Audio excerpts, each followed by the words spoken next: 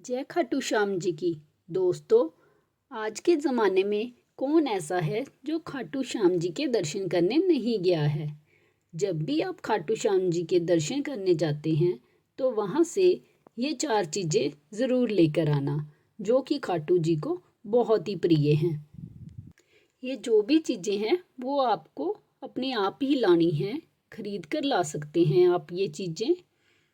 अगर आप ये चीज़ें अपने घर में लाते हैं तो श्याम बाबा जी की कृपा आप पर और आपके परिवार पर हमेशा ही बरसती रहेगी।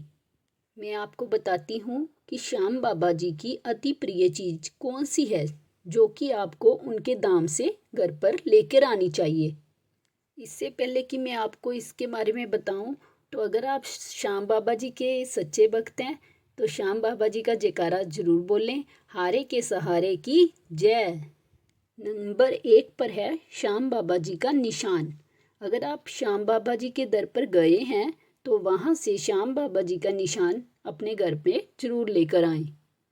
आप श्याम बाबा जी का ये निशान खाटू धाम से चाहे छोटा लें चाहे बड़ा लें, लेकिन लेकर ज़रूर आएं, क्योंकि ये श्याम बाबा जी का ही एक प्रतीक है। श्याम बाबा जी का ये निशान का रंग कोई भी हो सकता है, चाहे वो नीला है, चाहे सफ़ेद है, चाहे केसरिया है, चाहे लाल रंग का है।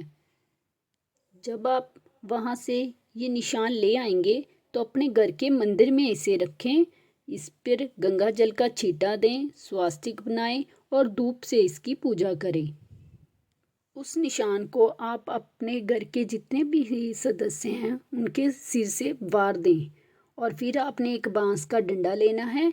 उस बांस के डंडे में इस निशान को डालकर आप अपने घर पे, चाहे घर की छत है चाहे बाहर, जहाँ आपको ठीक लगता है वहाँ इस झंडे को आपने ऊंचा करके लगा देना है।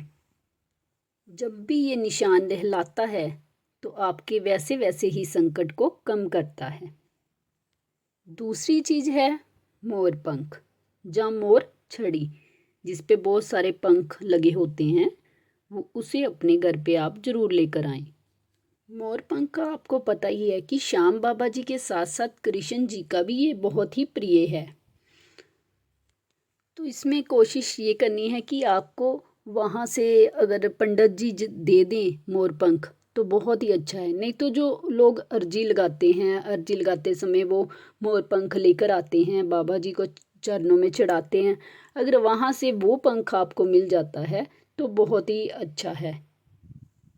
अगर आपको कहीं से मोरपंख वहाँ गिरा हुआ भी मिल जाता है तो आपने ये नहीं सोचना है कि वो नीचे गिरा हुआ है, मैं नहीं उठाऊंगा, नहीं लेके जाऊंगा। आपने भगवान का, बाबा जी का आशीर्वाद समझ के उसको लेकर आना है अपने घर में। तो इस मोर पंख को भी घर पर लाकर गंगा जी का छिट्टा देकर, श्याम बाबा जी की आपने कोई फोटो मूर्ति रखी है तो उनके पास रख दें, चाहे आप अपने मंदिर में ऐसे ही इसको रख दें। तो इस पे भी धूप दिखाएं तो आप पे श्याम बाबा जी की कृपा बनी रहेगी। आपको इस मोर पंख को या मोर छड़ी जो भी है उसको आपने अपने ऊपर से फहराना है जब भी आप सुबह पूजा करते हो तो उसके बाद। और आप देखना कि आपको इतना अच्छा महसूस होएगा कि आपको लगेगा कि खुद श्याम बाबा जी आपको आशीर्वाद दे रहे हैं। और घर से जब भी आप निकल रहे हो इस मोर छड़ी को अपने ऊपर से फहराकर श्याम बाबा जी के आगे हाथ जोड़कर प्रार्थना करके जरूर निकलें। आप देखिएगा कि आपके रुके हुए सारे काम श्याम बाबा जी की कृपा से होने लग जाएंगे। तो तीसरी चीज़ है श्याम बाबा जी का इत्र।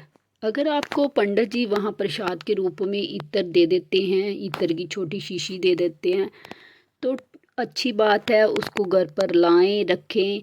और जब भी आप नहाएं उसके बाद आप मंदिर में माथा टेकने जाएं, घर पे मंदिर पे जब आप पूजा करने जाएं तो उस इत्र को अपने ऊपर ज़रूर छिड़कें। अगर आपको प्रसाद के रूप में इत्र नहीं मिलता है तो आप वहाँ से खरीद कर ज़रूर लाएं। जैसे हम बाकी प्रसाद लेकर आते हैं तो उसी तरह ही आपने जो है ना इत्र ज़रूर लेकर आना है घर पर और उसको अपने मंदिर में रखना है। अगर तो आपने घर पर इत्र खुद से लाकर रखा हुआ है जो कि नया है, आपने वही श्याम बाबा जी के ऊपर लगाना है। आपको प्रसाद में मिला हुआ इत्र आपने श्याम बाबा जी के ऊपर नहीं लगाना। उस इत्र को आप अपने ऊपर खुद लगा सकते हैं। श्याम बाबा जी के लिए आप नया इत्र ही रखेंगे अलग से, कि जो भी प्रसाद के रूप में चीज़ मिलती है उसको हम दोबारा भगवान के ऊपर नहीं चढ़ाते हैं, इसीलिए आपको इस चीज़ का ध्यान रखना है। तो आप देखेंगे कि आपके सारे काम खाटू श्याम जी की कृपा से बन रहे हैं। जो भी काम आपके कब से अटके हुए हैं वो श्याम बाबा जी की कृपा से सारे काम होने शुरू हो जाएंगे। तो जो चौथी चीज़ आपने वहाँ से लेनी है वो है बांसुरी। बांसुरी कृष्ण जी की और श्याम बाबा जी की बहुत ही प्रिय है, क्योंकि आप सब जानते हैं कि हमारे जो कान्हा जी हैं वो अपनी बांसुरी के बिना नहीं रह सकते, बांसुरी के बिना वो अधूरे हैं। और जो श्याम बाबा जी हैं वो कृष्ण जी का ही रूप हैं। तो ये कैसे हो सकता है कि श्याम बाबा जी को बांसुरी प्रिय ना हो।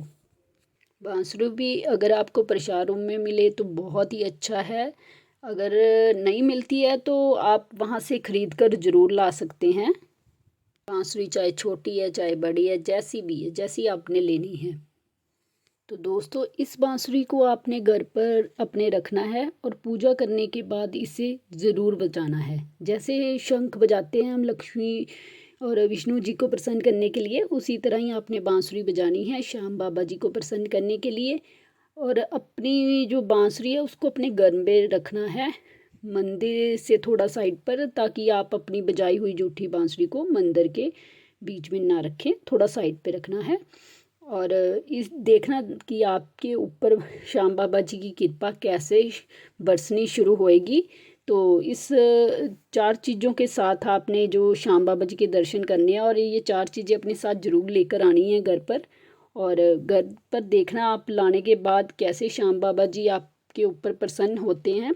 और अगर आपको ये वीडियो अच्छी लगे तो प्लीज़ अपने दोस्तों के साथ इसे शेयर ज़रूर करना, चैनल को सब्सक्राइब करना और लाइक ज़रूर करना, ताकि कि शेयर करने से दूसरे लोगों को भी श्याम बाबा जी की कृपा के बारे में पता चले, वो भी ये चीज़ें करें और उनके ऊपर भी श्याम बाबा जी की कृपा बनी रहे। हारे के सहारे की जय, श्याम प्यारे की जय।